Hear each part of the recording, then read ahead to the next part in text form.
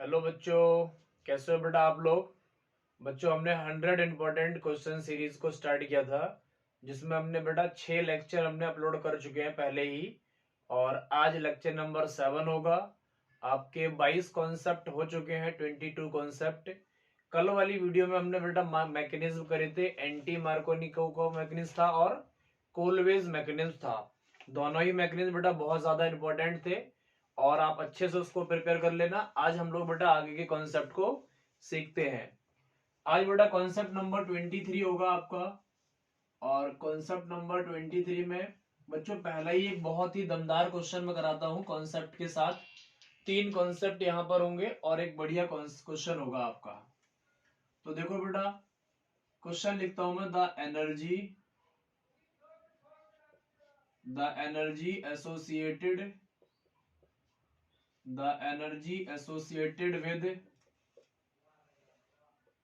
with the first the energy associated with the first orbit in the hydrogen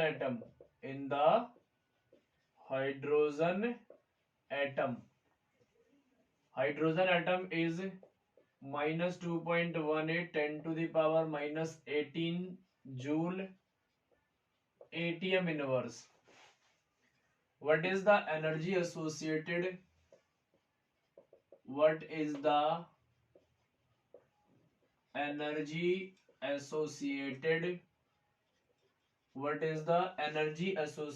with fourth orbit?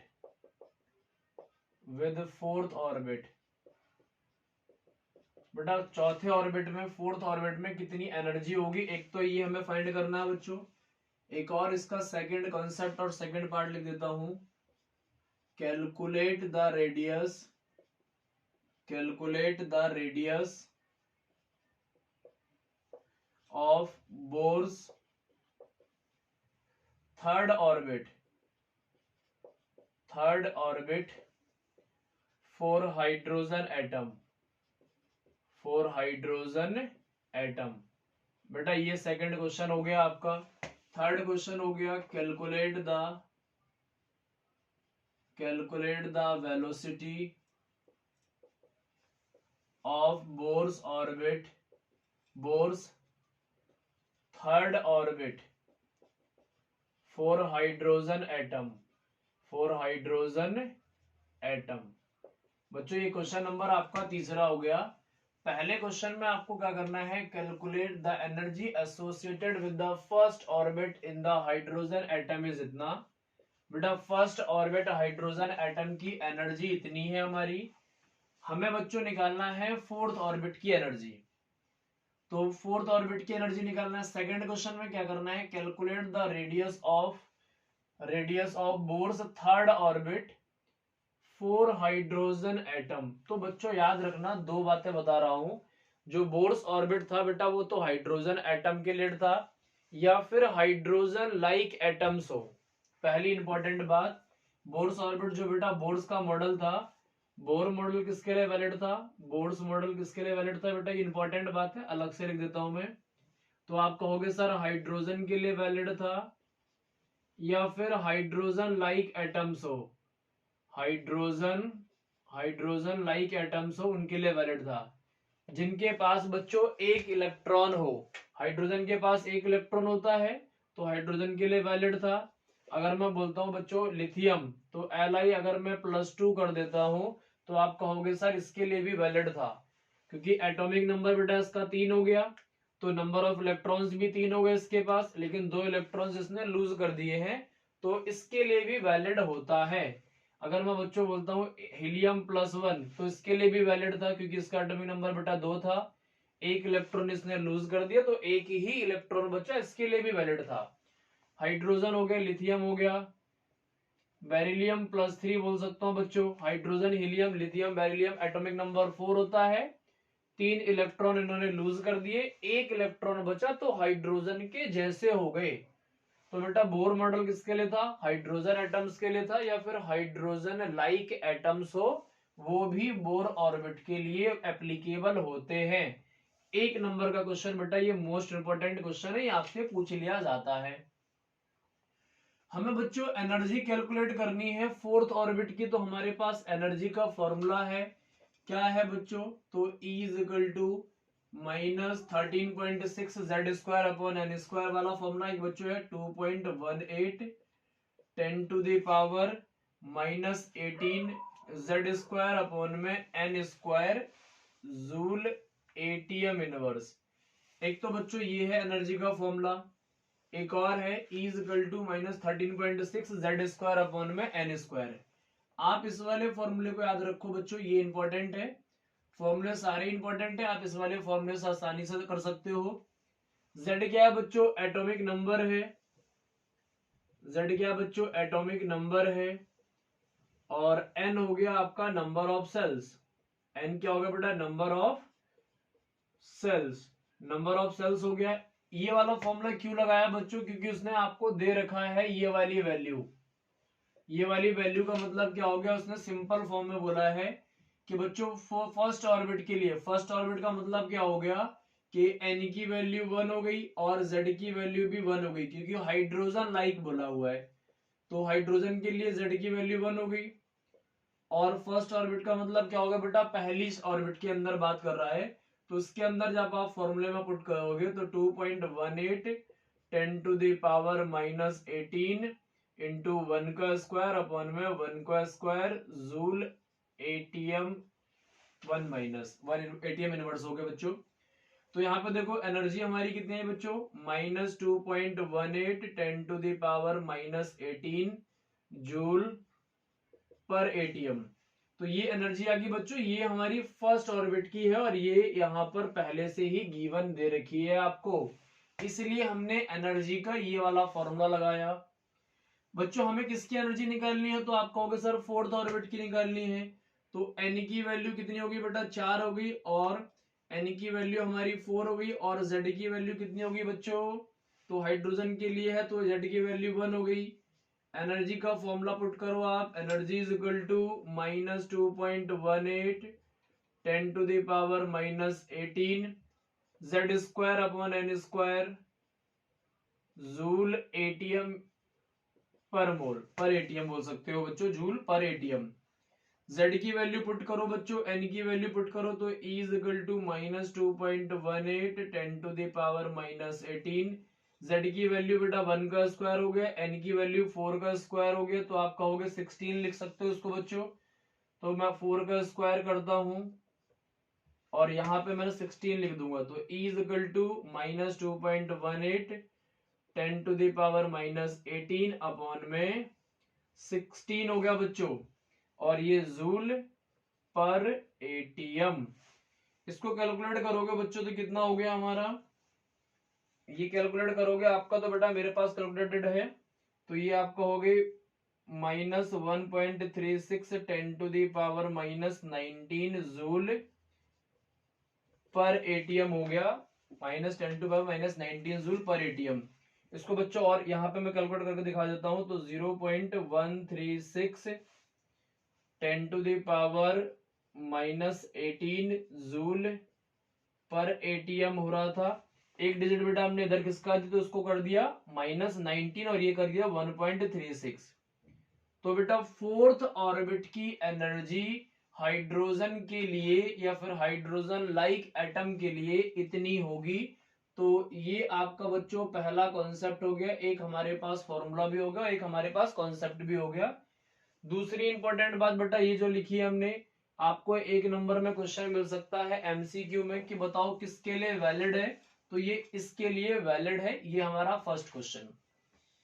Second part में देखो बच्चों, second part में हमें क्या बोल रखा है, calculate the radius of third orbit for hydrogen atom. तो बेटा रेडियस को नोट करो आप लोग, रेडियस वाला फॉर्मूला देखो बच्चों, तो रेडियस वाला फॉर्मूला देखते हैं अब हम लोग।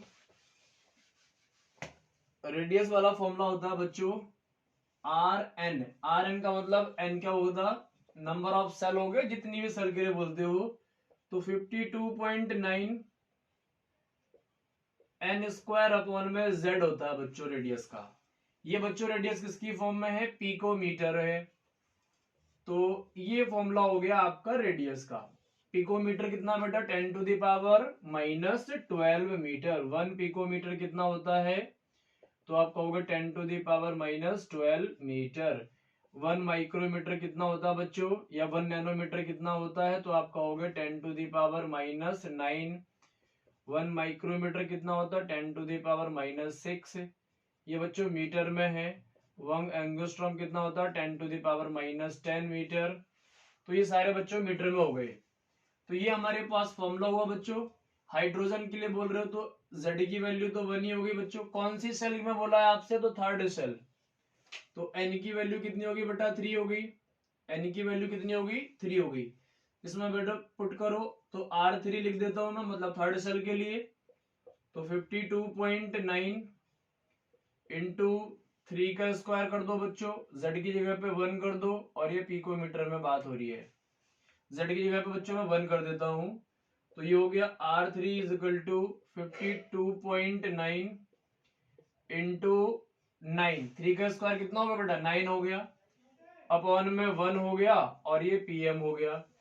इसको जब बेटा सॉल्व करोगे तो कितना आएगा 52.9, इसको 9 से इंटू कर दो, 1 हो गया, 8 हो गया, 81, 18, 19, 20, 21, 22, 23, 24, 25, 26, 6, 2 हो गया, 45, 46, 47। तो इतना हो गया बेटा, ये कितना हो गया 4761। पॉइंट के बाद एक डिजिट रखनी है, तो पॉइंट के बाद बेटा हमने एक डिजिट रख दी, तो ये हो गया 47 इतना PM पिको मीटर। ये आपका बच्चों हो गया रेडियस, 476.1 पिकोमीटर रेडियस हो गया। एकदम सही आंसर है बच्चों। ये पिकोमीटर में आ गया बेटा। अगर ये एंगस्ट्रॉम के फॉर्म में फॉर्मूला लिखा हो तो आप क्या करोगे, अगर मैं एंगस्ट्रॉम की फॉर्म में लिख दूं उसको, तो आप क्या करोगे बेटा, RN का फॉर्मूला लिख सकते हो 0.529 N स्क्वायर अपॉन में Z। ये एंगस्ट्रॉम की फॉर्म में हो गया बेटा, क्योंकि इसकी वैल्यू कितनी होती है 10⁻⁻10 होती है। इसकी वैल्यू कितनी होती है 10⁻⁻10, तो उसी वैल्यू को मैंने हटा दिया है। जनरल फॉर्मूला बेटा ऐसा भी लिख सकते हो, RN is equal to A0 into N square. A0 into N square हो गया बेटा। A0 की वैल्यू क्या हो गई, ये वाली वैल्यू कांस्टेंट हो गई, A0 की वैल्यू, ये A0 की वैल्यू हो गई, या फिर A0 अपॉन Z। Z तो बेटा हमेशा 1 ही रहने वाला है, A0 की वैल्यू ये हो जाएगी। तो एक ये भी फॉर्मूला यूज कर सकते हो A0 इंटू N स्क्वायर, क्योंकि Z हमेशा बच्चों सिर्फ और सिर्फ हाइड्रोजन के लिए वैलिड है ये। तो हाइड्रोजन लाइक के लिए वैलिड है, या फिर हाइड्रोजन के लिए वैलिड है, तो Z की वैल्यू तो हमेशा 1 ही होने वाली है, तो हमने 1 रख दिया। बात समझ रहा है बेटा, हाइड्रोजन जब भी लिखा होगा तो Z की वैल्यू हमेशा 1 ही होगी। ये सेकंड फॉर्मूला हो गया बच्चों आपका रेडियस का। थर्ड फॉर्मूला क्या है बेटा, उसको देखते हैं, इसको मिटाता हूं मैं। थर्ड प्रॉब्लम देखो बच्चों क्या है, तो आप कहोगे सर वेलोसिटी की प्रॉब्लम है, वेलोसिटी हमें कुछ निकालना है, calculate the velocity of bourse third orbit. Third orbit की बेटा वेलोसिटी निकालनी है, तो वेलोसिटी का फॉर्मूला होता है हमारे पास 2.18 10⁻6 इंटू Z अपॉन में N मीटर पर सेकेंड। ये फॉर्मूला हो गया बेटा वेलोसिटी का। 2.18 10⁻6 कांस्टेंट हो गया, Z आपको पता है, और N का मतलब नंबर ऑफ सेल्स हो गया। तो बच्चों किसके लिए है, थर्ड सेल के लिए है, तो N इज इक्वल टू 3 हो गया, Z इज इक्वल टू 1 हो गया, क्योंकि हाइड्रोजन के लिए है। तो आपने कहा सर हाइड्रोजन के लिए होगा तो Z की वैल्यू 1 ही होगी। V इज इक्वल टू 2.18 10⁻6 हो गया, अपॉन में 1 अपॉन में N की वैल्यू बेटा 3 है, तो 3 कर दिया मीटर पर सेकेंड। तो इसको बेटा सॉल्व करोगे तो कितना होगा, तो 7 हो गया बच्चों यहाँ पे, और ये हो गया आपका 3 2 जा 6, 2 हो गया, 3 6 जा 6 हो गया। तो बच्चों ये हो गया, तो ये V इंटू 10⁻6 ये 0.7 हो गया, तो बेटा क्या होगा 7.26, इतना ही सेम हो गया मीटर पर सेकंड। ये बेटा आपकी वेलोसिटी हो गई। इसको आप पॉइंट में लिखना चाहोगे तो क्या लिख सकते हो बेटा, तो 7.26 10⁻5 मीटर पर सेकेंड। तो ये बच्चों आपका तीसरा फॉर्मूला हो गया वेलोसिटी का। वेलोसिटी का हो गया बच्चों, रेडियस का हो गया आपके पास, और आपका एनर्जी का हो गया, एनर्जी का हमने 2.18 10⁻⁻18 जेड स्क्वायर अपॉन में एन स्क्वायर करा। तो एक ये क्वेश्चन नंबर आपका 23, कॉन्सेप्ट नंबर 23, जिसमें हमने 3 फॉर्मूलेस को पढ़ा। एक पढ़ लिया हमने बेटा एनर्जी का, सेकंड पढ़ लिया हमने रेडियस का, थर्ड पढ़ लिया हमने वेलोसिटी का।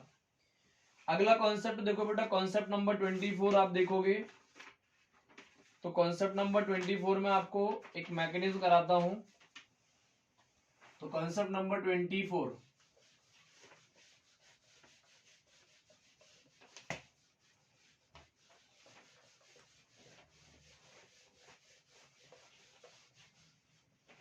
कॉन्सेप्ट नंबर 24 होगा बेटा मार्कोनिकोव रूल।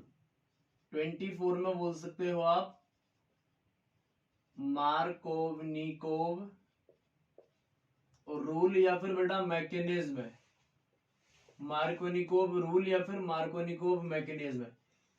कल वाले लेक्चर में बेटा हमने पढ़ा था एंटी मार्कोनिकोव मैकेनिज्म और कोल्बे इलेक्ट्रोलाइटिक रिएक्शन या फिर कोल्बे इलेक्ट्रोलाइटिक मैकेनिज्म। आज हम लोग करेंगे बेटा मार्कोनिकोव रूल, इनकी बातें सीखते हैं और पूरा मैकेनिज्म करेंगे। इन्होंने क्या कहा बच्चों, पहले आप लोग रिएक्शन देखो फिर मैकेनिज्म करेंगे। इन्होंने किसके लिए कहा बेटा, तो वो समझो फिर से। ये बेटा कैसा है, एल्कीन है, तो आप कहोगे सर ये एल्कीन हो गया। कैसा एल्कीन है, तो आप कहोगे सर सिमेट्रिकल एल्कीन है या अनसिमेट्रिकल एल्कीन है, तो आप कहोगे सर अनसिमेट्रिकल एल्कीन है। अनसिमेट्रिकल एल्कीन है बेटा, क्यों अनसिमेट्रिकल एल्कीन है, क्योंकि जहां पे डबल बॉन्ड है वहां से देखो आप, यहाँ पे बच्चों 2 कार्बन है, यहाँ पे एक ही कार्बन है। अनसिमेट्रिकल एल्कीन है, इसको हम ट्रीट करेंगे बच्चों HCl के साथ in the presence of CCl4, या फिर यहाँ पे बच्चों H2O भी लिखा हो सकता है। In the presence of CCl4 करोगे तो बेटा ब्रेक कैसे होगा, देखो ये ब्रेक होगा H पॉजिटिव और Cl नेगेटिव, H पॉजिटिव और Cl नेगेटिव होगा। मार्कोनिकोव भाई साहब क्या बोलते हैं कि नेगेटिव वाला जो पार्ट होगा ये बच्चों क्या है, हेलोजन एसिड है, हेलोजन एसिड है। मार्कोनिकोव क्या बोलते हैं बेटा, जो नेगेटिव वाला पार्ट होगा वो वहां पर जाके अटैच हो जाएगा जहां पे कम नंबर में हाइड्रोजन होंगे। तो यहां देखो बेटा हाइड्रोजन कितने हैं, और आप ऐसे बना सकते हो CH, इसको बेटा मैं थोड़ा सा मिटा के लिख देता हूं CH, ताकि आप कंफ्यूज ना हो, CH। तो नेगेटिव वाला पार्ट कहां पर जाकर अटैच होगा बच्चों, जहां पे कम नंबर में हाइड्रोजन होंगे, तो नेगेटिव वाला पार्ट यहां अटैच हो जाएगा और पॉजिटिव वाला पार्ट यहां अटैच हो गया। तो आपकी रिएक्शन क्या बनी, CH3 CH, यहां Cl हो गया बेटा अटैच और यहाँ पे CH3 अटैच हो गया। एक तो ये वाली पॉसिबिलिटी है। मार्कोनिकोव के हिसाब से यही बात कही गई कि जब भी कभी हम अनसिमेट्रिकल एल्कीन को ट्रीट करेंगे तो नेगेटिव वाला पार्ट हमेशा कम नंबर वाले कार्बन के पास अटैच हो जाएगा।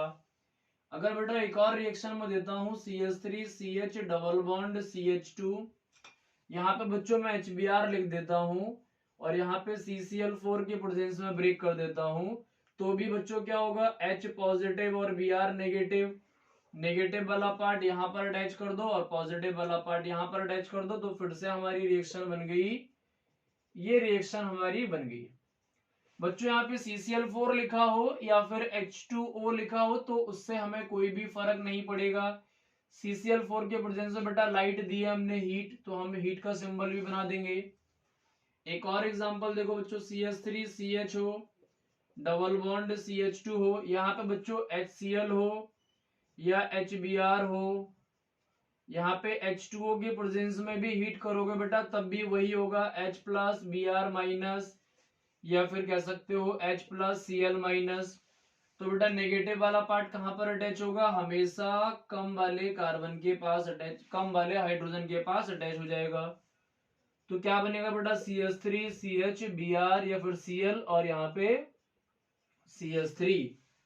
तो बच्चों सिर्फ और सिर्फ अनसिमेट्रिकल एल्कीन के लिए वैलिड होता है मार्कोनिकोव रूल।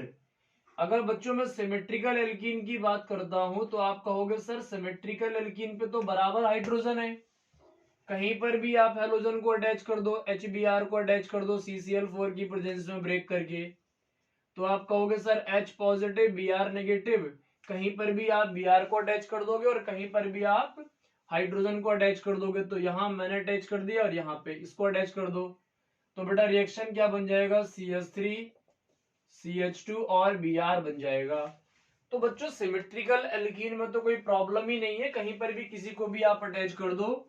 अगर यहाँ पे बच्चों में CH2 डबल बॉन्ड CH2, यहाँ HCl को भी लिखता हूं अगर मैं, तो भी कोई प्रॉब्लम नहीं है CCl4 के प्रेजेंस में, तो भी बच्चों कोई प्रॉब्लम नहीं है।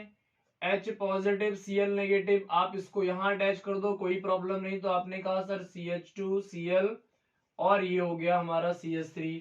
बच्चों ये दोनों चीजें एक ही है, क्योंकि इधर से हम नंबरिंग करेंगे और इस वाले केस में इधर से नंबरिंग कर लेंगे, तो कोई भी फर्क नहीं पड़ता। ये बेटा कैसे है, सिमेट्रिकल है। सिमेट्रिकल के लिए मार्कोनिकोव रूल वैलिड नहीं है बच्चों, किसके लिए वैलिड है, सिर्फ अनसिमेट्रिकल के लिए वैलिड है। तो इन्होंने क्या कहा, मैं पूरी बात लिख देता हूं, आप लोग लिख लेना, when unsymmetrical alkenes are treated with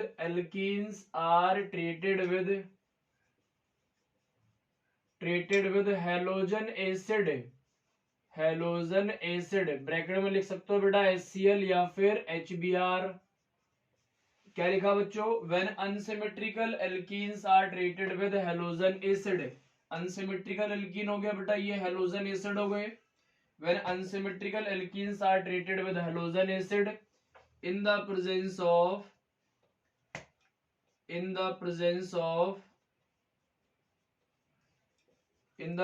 of CCl4 or H2O, then negative part of halogen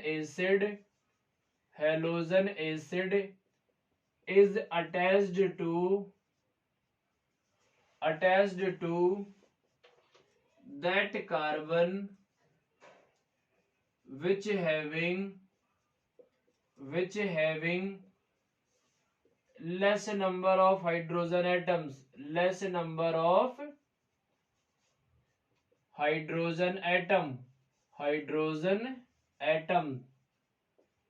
at double bonded carbon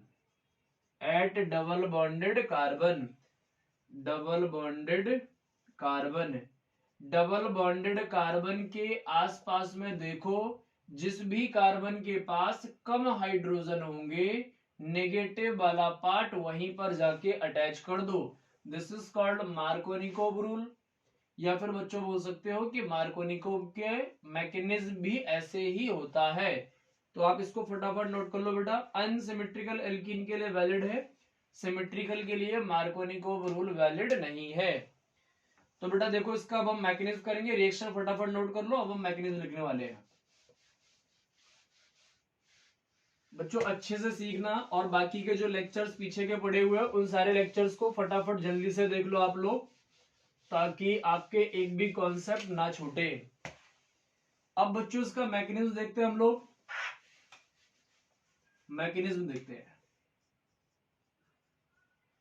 mechanism की बात करोगे बेटा तो क्या होगा मैकेनिज्म में, आप समझो आराम से, CH3CH डबल बॉन्ड CH2, इसको बेटा जब हम ट्रीट करेंगे CCl4 के प्रेजेंस में, या फिर HCl को ब्रेक करोगे CCl4 के प्रेजेंस में, तो होगा क्या बेटा, H पॉजिटिव, इसकी बॉन्डिंग में दिखा देता हूं H और Cl। तो बच्चों क्लोरीन बहुत ज्यादा इलेक्ट्रोनेगेटिव है और CCl आपका कैसा हो गया, फ्री रेडिकल मैकेनिज्म नहीं करने देगा, तो क्लोरीन पे बेटा पार्शियली नेगेटिव चार्ज आ गया और यहाँ पे पार्शियली पॉजिटिव चार्ज आ गया, क्योंकि क्लोरीन बेटा ज्यादा इलेक्ट्रोनेगेटिव था और हाइड्रोजन आपका इलेक्ट्रो पॉजिटिव हो गया, तो यहाँ पे पार्शियली नेगेटिव चार्ज और यहाँ पे पार्शियली पॉजिटिव चार्ज। बच्चों यहाँ पर दो कंडीशन बनती है हमारे पास, अगर बच्चों इस वाले कार्बन ने इलेक्ट्रॉन को गेन कर लिया, तो यहाँ पे पॉजिटिव चार्ज आ जाएगा। और अगर बेटा इस वाले कार्बन ने इलेक्ट्रॉन को गेन कर लिया तो यहाँ पे पॉजिटिव चार्ज आएगा। तो मैं बना देता हूं दोनों कंडीशन। तो एक कंडीशन तो बच्चों हमारे पास ये वाली बन जाएगी, यहाँ पॉजिटिव चार्ज आ गया और यहाँ पे ये CH3 बन गया, यहाँ पे ये CH3 बन गया, क्योंकि यहाँ पे बेटा क्या हुआ, यहाँ का H पॉजिटिव जो गया यहाँ पे जाके अटैच हो गया, ये वाला पॉजिटिव यहाँ पे जाके अटैच हो गया, तो ये CH3 बन गया और यहाँ पे इलेक्ट्रॉन्स की कमी हो गई। यहाँ पे हमने बना दिया बेटा कार्बोकैटाइन। कार्बोकैटाइन का मतलब क्या हो गया, कार्बन पे पॉजिटिव चार्ज का होना, कार्बोकैटाइन। एक और कंडीशन बन सकती थी बच्चों हमारे पास, आप ऐसा लिख सकते हो, एक और कंडीशन बन सकती थी CH3 CH2 और एक बेटा यहाँ पे CH2 आ जाता। तो यहाँ पे बच्चों यहाँ ये वाला हाइड्रोजन यहाँ पहुंच जाता, तो यहाँ पे कार्बन की कमी हो जाती, तो यहाँ पे कार्बोकैटाइन बन जाता। तो यहाँ पर भी बन गया बेटा कार्बोकैटाइन बन गया, कार्बोकैटाइन बन गया। लेकिन बच्चों हमें पता है जो ये वाला कार्बोकैटाइन है ये 2 डिग्री कार्बोकैटाइन है। कैसे पता 2 डिग्री, तो जिस कार्बन पे पॉजिटिव साइन है उस पे आप मार्कर को रखो और देखो कितने कार्बन से अटैच है। तो आप कहोगे सर 2 कार्बन से अटैच है। और बेटा जो भी कार्बन से अटैच होता है उसको बोलते हैं अल्फा कार्बन, और ये भी अल्फा कार्बन। जिस कार्बन पे पॉजिटिव साइन है उसके बगल वाले कार्बन को बच्चों हम लोग क्या बोलेंगे, अल्फा कार्बन कहेंगे। अल्फा कार्बन के पास बेटा हाइड्रोजन है तो उनको कहेंगे हम लोग अल्फा हाइड्रोजन। और हमने बच्चों हाइपर कॉन्जुगेशन में पढ़ा था कि जिसके पास जितने ज्यादा अल्फा हाइड्रोजन होंगे वो उतना ज्यादा स्टेबल होगा। तो बच्चों सबसे ज्यादा स्टेबिलिटी हमने पढ़ी थी, स्टेबिलिटी पढ़ी थी 3 डिग्री कार्बोकैटाइन ज्यादा स्टेबल होता है बेटा, फिर 2 डिग्री और फिर 1 डिग्री। तो यहाँ देखो बच्चों ये वाला कार्बोकैटाइन कितने डिग्री है, तो आप कहोगे सर 1 डिग्री कार्बोकैटाइन है ये। क्यों 1 डिग्री है बच्चों, तो इस कार्बन से देखो कितने कार्बन अटैच है, तो आप कहोगे सर एक ही कार्बन अटैच है और इस कार्बन को बोल दिया हमने अल्फा। यहाँ पे देखोगे बच्चों तो यहाँ पे 3 अल्फा हाइड्रोजन ये हो गए, 3 अल्फा हाइड्रोजन ये हो गए, तो इस वाले कार्बन के पास आप कह सकते हो सर 6 अल्फा हाइड्रोजन हो गए, तो ये ज्यादा स्टेबल हो गया। और यहाँ पे बच्चों 2 अल्फा हाइड्रोजन हो गए। हमें पता है कि बच्चों जितना ज्यादा अल्फा हाइड्रोजन होंगे उतना ज्यादा स्टेबल होगा। तो अल्फा हाइड्रोजन जितने ज्यादा होंगे उतनी ज्यादा स्टेबिलिटी होती है बच्चों। स्टेबिलिटी क्यों हुई, तो ये भी रीजन देख लो आप बच्चों। अल्फा का मतलब हो गया कि ये वाले हाइड्रोजन इस पॉजिटिव चार्ज को कम कर सकते हैं अपने इलेक्ट्रॉन को डोनेट करके। तो 3 हाइड्रोजन यहाँ पर है, 3 हाइड्रोजन यहाँ पर है, मतलब इस वाले 2 डिग्री केस में ज्यादा पॉसिबिलिटी होगी कि इस चार्ज को हम रिड्यूस कर सके, इसीलिए ये ज्यादा स्टेबल हो गया। 1 डिग्री के केस में बच्चों सिर्फ 2 ही हाइड्रोजन होंगे जो कि इस पॉजिटिव चार्ज को कम कर सकते हैं, इसलिए ये थोड़ा सा कम स्टेबल हो गया। तो 2 डिग्री कार्बोकैटाइन ज्यादा स्टेबल होता है क्योंकि उनके पास अल्फा हाइड्रोजन ज्यादा होते हैं बच्चों। तो ये बात हो गई हमारी। अब हम बात करेंगे बच्चों किसकी, तो इसको लिख देते हैं CH3 CH पॉजिटिव और CH3। तो यहाँ पे बच्चों जब हमने Cl नेगेटिव के साथ रिएक्शन करा तो नेगेटिव कहाँ जाएगा बेटा, ये नेगेटिव का मतलब कैसा हो गया, कैसा बिहेव करेगा, तो आप कहोगे सर न्यूक्लियोफाइल होगा। न्यूक्लियोफाइल होगा, न्यूक्लियोफाइल क्यों कहा बच्चों, तो आप कहोगे सर क्योंकि इस पे नेगेटिव चार्ज है, ये पॉजिटिव से फीलिंग रखता है। और न्यूक्लियोफाइल क्यों कहा, क्योंकि ये न्यूक्लियस के पास बेटा पॉजिटिव होता है, मतलब पॉजिटिव से फीलिंग रखने वाला। तो ये फटाफट यहाँ पे जाके अटैच हो जाएगा और रिएक्शन हो जाएगा CH3 CH Cl और ये हो जाएगा बेटा CH3। ये आपका मेजर प्रोडक्ट हो गया। आपका माइनर प्रोडक्ट कौन सा होगा बेटा, तो ये वाला बनेगा, लेकिन ये वाला कभी पॉसिबल नहीं होता क्योंकि 1 डिग्री कम स्टेबल होता है। तो आप कहोगे सर 2 डिग्री ज्यादा स्टेबल होता है। बच्चों कौन से मैकेनिज्म से होता है, तो याद रखना बेटा इलेक्ट्रोफिलिक मैकेनिज्म होता है ये। इलेक्ट्रोफिलिक क्यों, क्योंकि बेटा हाइड्रोजन तो इलेक्ट्रोफाइल था ना, जो पहले अटैच होता है वही मैकेनिज्म शो करता है, तो ये इलेक्ट्रोफिलिक मैकेनिज्म हो गया, इलेक्ट्रोफिलिक मैकेनिज्म। इलेक्ट्रोफिलिक मैकेनिज्म होता है बेटा, क्योंकि हाइड्रोजन कैसा होता है, इलेक्ट्रोफाइल होता है, और ये पहले अटैच होता है तभी यहाँ पर कार्बोकेटाइन बना। तो जो पहली रिएक्शन होती है वही डिसाइड करती है कि कौन सा मैकेनिज्म होगा। अगर बेटा पहले में क्लोरीन को अटैच कर देता तो उसको बोलता है न्यूक्लियोफिलिक मैकेनिज्म। इलेक्ट्रोफिलिक मैकेनिज्म क्यों है, क्योंकि हाइड्रोजन पहले अटैच हुआ। तो ये हो गया बच्चों आपका मैकेनिज्म। आप इसका फर्स्ट स्टेप ये लिखोगे, सेकंड स्टेप ये लिख दोगे, और बेटा आपका 1 डिग्री कभी बनेगा नहीं। तो अब हम ऐसे रिएक्शन करते हैं कि CH3 CH double bond CH2। तो आप क्या करोगे बेटा, यहाँ पे HBr के साथ ट्रीट करता हूं अगर मैं HBr के साथ, तो आप क्या कहोगे बच्चों, H पॉजिटिव और Br पार्सली नेगेटिव हो जाएगा, Br डेल्टा नेगेटिव हो जाएगा। तो आप बेटा यहाँ पे 2 डिग्री कार्बोकेटाइन बनाओगे, तो यहाँ लिखोगे CH3 CH पॉजिटिव और CH3, हाइड्रोजन अटैच हो गया बेटा। यहाँ देखो CH पॉजिटिव और CH3, ये 2 डिग्री हो गया। यहाँ बच्चों Br नेगेटिव को अटैच कर दोगे आप और फाइनल रिएक्शन बना लोगे, तो हो जाएगी आपकी CH3 CH Br और यहाँ पर हो जाएगा आपका CH3। यही बच्चों हमने मार्कोनिकोव में पढ़ा था कि नेगेटिव पार्ट हमेशा वहां पर जाके अटैच हो जाएगा जहां पे कम नंबर में हाइड्रोजन होंगे। तो आपसे पूछेगा कि, तो आप कहोगे सर सेकंड डिग्री कार्बोकेटाइन्स जो होते हैं वो मोर स्टेबल होते हैं क्योंकि उनके पास अल्फा हाइड्रोजन बहुत ज्यादा होते हैं, इसलिए आप कहोगे सर कि सेकंड डिग्री पर जाके नेगेटिव वाला पार्ट अटैच हो जाएगा। ये बच्चों आपका मैकेनिज्म हो गया। पहले आपने बेटा कार्बोकेटाइन बनाया, उसके बाद आपने नेगेटिव पार्ट को अटैच करके दिखा दिया। ये बच्चों हो गया आपका कॉन्सेप्ट नंबर 24। अब हम लोग बेटा करेंगे कॉन्सेप्ट नंबर 25, और कॉन्सेप्ट नंबर 25 उसको भी देखो बच्चों फटाफट।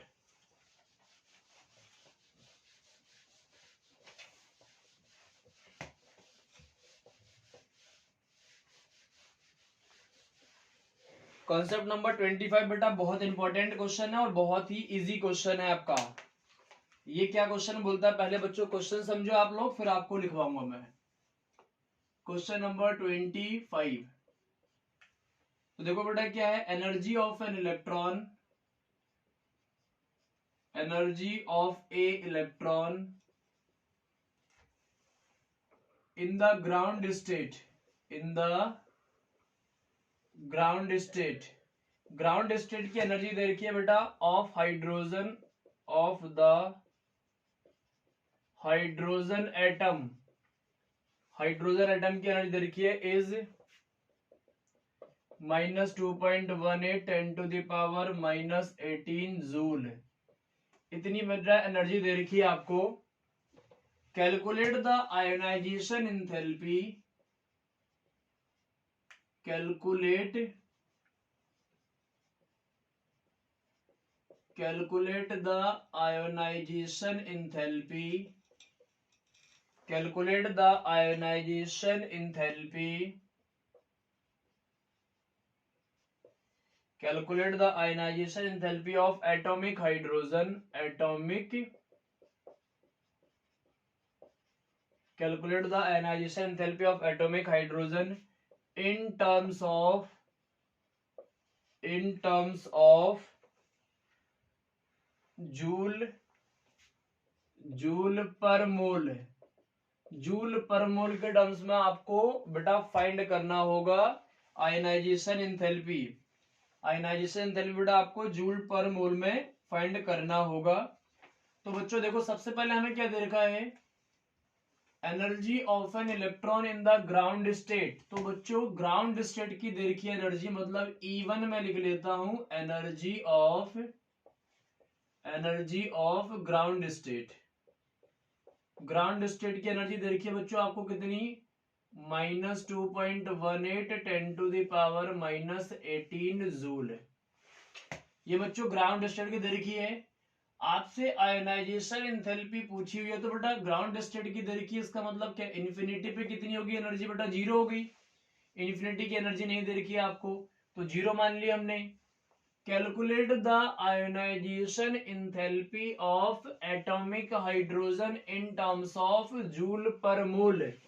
तो बच्चों सबसे पहले हमें डेल्टा ई निकालना होगा, तो डेल्टा ई क्या होगा, चेंज इन एनर्जी। तो चेंज इन एनर्जी क्या हो जाएगा, तो आप कहोगे सर ई इन्फिनिटी में से बच्चों ई ग्राउंड को माइनस कर देते हैं, ई इन्फिनिटी का तो बहुत ज्यादा एनर्जी हो गया बच्चों, नेगेटिव में वैल्यू है, इसका मतलब क्या हो गया, बहुत छोटी एनर्जी है, और जीरो वाली वैल्यू बहुत ज्यादा बड़ी एनर्जी है, क्योंकि बेटा इन्फिनिटी पर एनर्जी बहुत ज्यादा होगी। तो हमने क्या कर दिया, 0 माइनस 2.18 10⁻⁻18 जूल, ये बच्चों एनर्जी होगी। तो डेल्टा ई आ गई आपकी 2.18 10⁻⁻18 जूल, ये बच्चों आपकी एनर्जी होगी पर मोल की। कितने की होगी बेटा, पर मोल। तो हमारी एनर्जी आ गई पर मोल की, आयनाइजेशन एंथैल्पी पर हाइड्रोजन एटम आ गई बेटा, ये हमें पर मोल के टर्म्स में निकालना है, कैलकुलेट हमें निकालना है, calculate the ionisation enthalpy of atomic hydrogen per mole. तो ये पर हाइड्रोजन एटम आ गई, तो बोलोगे एनर्जी, आयनाइजेशन एनर्जी ऐसा लिख सकते हो, आयनाइजेशन एनर्जी पर हाइड्रोजन एटम आ चुकी है बेटा, पर हाइड्रोजन एटम आ गई है। अब हमें निकालना है, तो आप लिखोगे 4 आयनाइजेशन एनर्जी पर मोल ऑफ हाइड्रोजन एटम, पर मोल ऑफ हाइड्रोजन एटम करना है बेटा। तो आपको क्या करना पड़ेगा, तो आप लिखोगे आयनाइजेशन एनर्जी, आयनाइजेशन एनर्जी लिख दिया बेटा, पर मोल के लिए करना पड़ेगा, तो हमें क्या करना पड़ेगा, Na से मल्टीप्लाई करना पड़ेगा, तो 2.18 10⁻⁻18 जूल इंटू Na समझ लो बच्चों। तो आप कहोगे 2. Na की एनर्जी करनी पड़ेगी, तो आप क्या कर सकते हो, Na लिख सकते हो, या फिर बेटा क्या लिखोगे, Na की वैल्यू पुट कर दो, तो ionisation energy is equal to 2.18 10⁻⁻18 joule into 6.022 10⁻23 joule पर मोल हो गई बेटा, ये पर मोल हो गई। और इसी के टर्म्स में हमें निकालनी थी वैल्यू, तो इसको करोगे बेटा आयनाइजेशन एंथैल्पी, तो ये हो गया 2.18 और ये हो गया 6.022 बेटा, ये माइनस वैल्यू है, ये प्लस वैल्यू, तो 10⁻5 कर दूं मैं, क्योंकि 23 प्लस में 18 माइनस में होगी, तो ये हो गई जूल पर मोल, जूल पर मोल हो गया बच्चों। इसको आप कैलकुलेट करोगे तो आपकी आयनाइजेशन एंथैल्पी जाएगी, मेरे पास कैलकुलेटेड है, तो आयनाइजेशन एंथैल्पी आ जाएगी 13.12 10⁵ जूल पर मोल। ये बच्चों आपकी आयनाइजेशन एंथैल्पी जाएगी। हमें यहाँ पे सीखना क्या है, सीखना एक चीज है बच्चों, डेल्टा ई क्या होता है, तो इन्फिनिटी से इनिशियल की एनर्जी को हमने माइनस कर दिया, इन्फिनिटी पर जीरो एनर्जी थी, बहुत ज्यादा थी बच्चों, ये बहुत छोटी वैल्यू हो गई, चेंज निकाल लिया हमने, ये हमारी बेटा पर हाइड्रोजन की आ गई। हमें क्या निकालना था, पर मोल में निकालना था। जब भी बेटा मोल के लिए बात कहेगा तो आप Na से मल्टीप्लाई कर दोगे, Na की वैल्यू आपको पता है 6.023 या 22 भी लिखा होता बच्चों कहीं पर, 22 10⁻23 जूल पर मोल हो गया बेटा। तो हमें इसकी टर्म्स में निकालनी थी एनर्जी को, तो इतनी वैल्यू से हमने इसको इंटू कर दिया, तो हमारी आयनाइजेशन एंथैल्पी आ गई। तो ये हो गया बेटा आपका क्वेश्चन नंबर या प्रॉब्लम नंबर 25, इतना नोट करो बेटा, फिर हम आगे बात करेंगे। ये आपका हो गया बेटा कॉन्सेप्ट नंबर 25 का, कॉन्सेप्ट नंबर 25। अब हम लोग करेंगे बेटा कॉन्सेप्ट नंबर 26, और मोस्ट इंपॉर्टेंट क्वेश्चन होगा ये 26 में, बहुत ही बेहतरीन कॉन्सेप्ट होगा बच्चों, और बहुत ही इंपॉर्टेंट क्वेश्चन भी होगा आपका।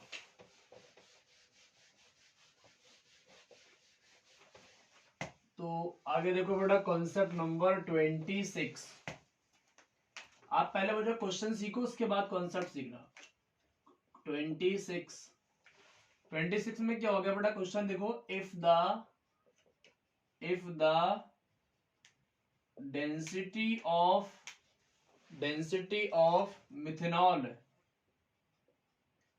if the density of methanol is 0.793 kg liter per liter, what is its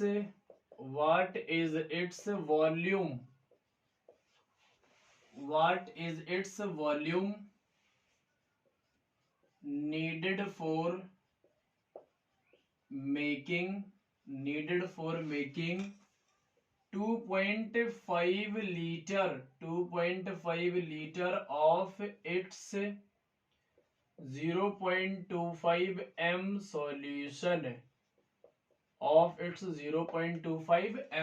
बेटा यही कॉन्सेप्ट है आपका और मोस्ट इंपॉर्टेंट क्वेश्चन है बच्चों। अगर क्वेश्चन पेपर में आ गया तो 90% जनता तो पब्लिक हमारी करके ही नहीं आएगी क्वेश्चन ऐसा।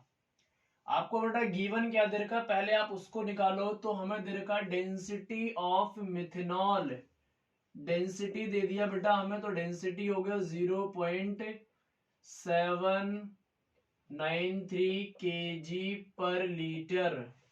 अगर बेटा इसको मैं ग्राम में करूंगा तो 0.793 10⁻³ ग्राम पर लीटर। ये हो गया बच्चों हमारा 3 ग्राम पर लीटर। यहां तक हमारी बात हुई। क्वेश्चन बेटा इतना ही है। हाँ ठीक है, क्वेश्चन इतना ही है, इसी में से हमें सारी बातें निकालनी होंगी। ये हो गया बेटा हमारी डेंसिटी। आगे देखो what is its volume needed for making. बच्चों आपको B1 निकालना है, वॉल्यूम आपको निकालना है। मेकिंग इतना लीटर ऑफ इट्स मोलरिटी। बेटा V2 आपको दे रखा है 2.5 लीटर और M2 आपको दे रखा है बेटा 0.25 m।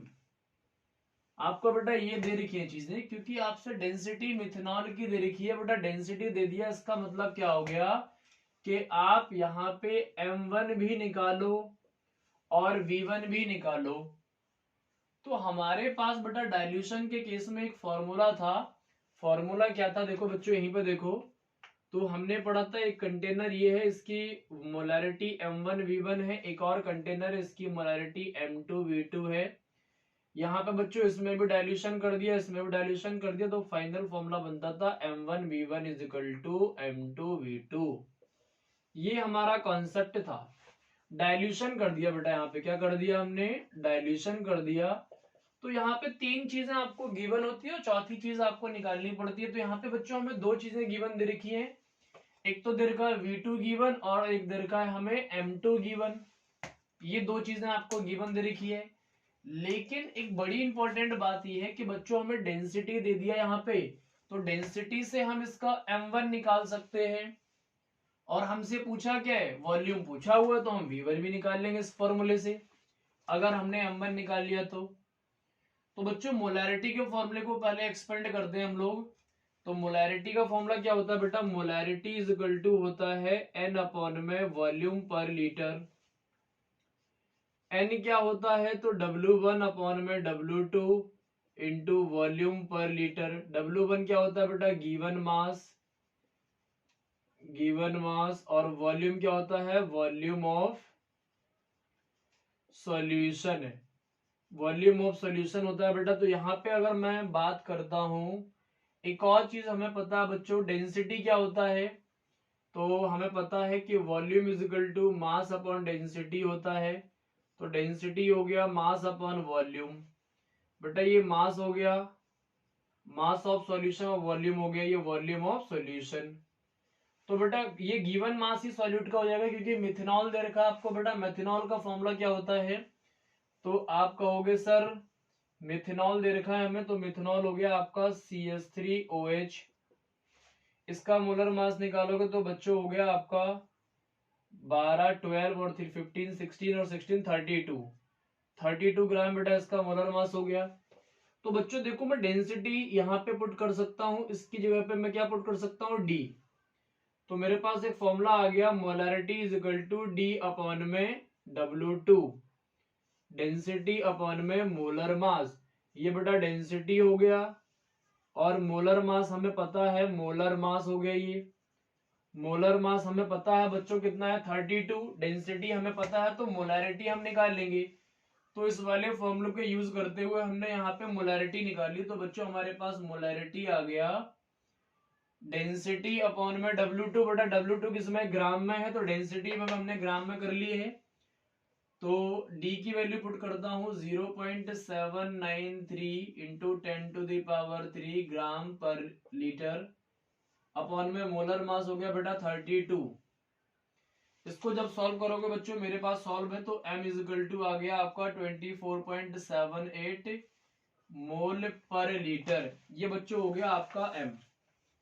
ये आपका आ गया m1, मोलैरिटी आ गई आपकी। अब हमारे पास ये वाली वैल्यू आ चुकी है, थर्ड वाली वैल्यू आ चुकी है। अब हमें v1 निकालना, तो हमारे पास बड़ा ही सिंपल फॉर्मूला हो गया, m1 v1 is equal to m2 v2। v1 निकालना बच्चों हमें, तो v1 इजिकल टू हमने कर दिया m2 v2 अपॉन में m1। यहाँ इसकी वैल्यू पुट कर देते हैं बच्चों। तो जैसे ही आप वैल्यू पुट करोगे तो v1 इजिकल टू हो गया, m2 की वैल्यू कितनी है बेटा 0.25 m हो गया, और v कितना हो गया आपका 2.5 लीटर हो गया बच्चों। और m2 आप m1 कितना हो गया आपका, m1 हो गया आपका 24.78 मोल पर लीटर, या फिर सीधा बच्चों में लिख देता हूं मोलैरिटी m। ये मोलैरिटी लिख दे। जब इसको बच्चों सॉल्व करोगे आप लोग, तो आपका आ जाएगा वॉल्यूम आ जाएगा 0.02522 लीटर। इतना कम वैल्यू आएगा बेटा आपका v1।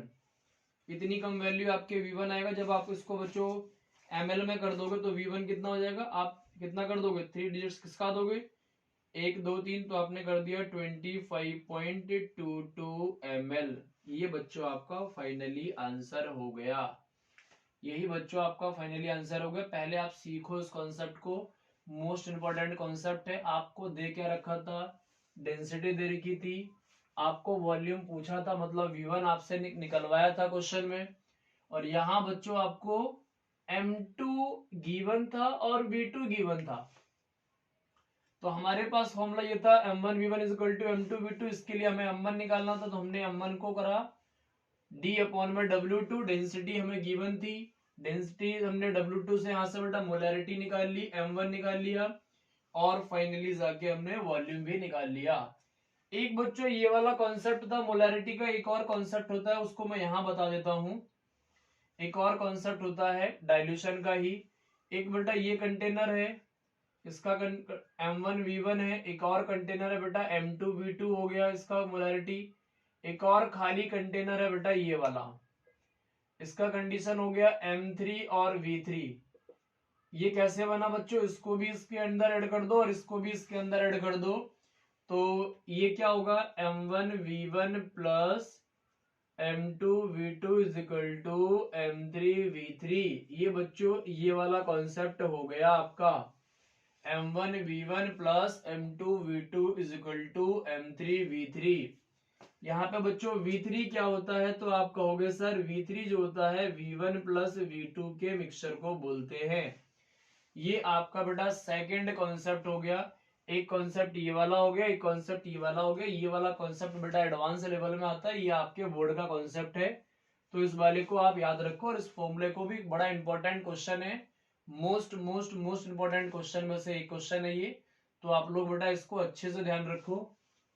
आज हमने बेटा कर लिया है इसके 26 कॉन्सेप्ट, और नेक्स्ट वीडियो में हम लोग बेटा 27 से आगे करेंगे, मतलब 26 कॉन्सेप्ट सीख लिए हैं। इनको आप लोग बच्चों अच्छे से प्रैक्टिस करो, और जिन बच्चों ने बेटा पहले वाली वीडियो नहीं देखी उनको देखो, ताकि आप ज्यादा से ज्यादा सीख सको। ओके बच्चों।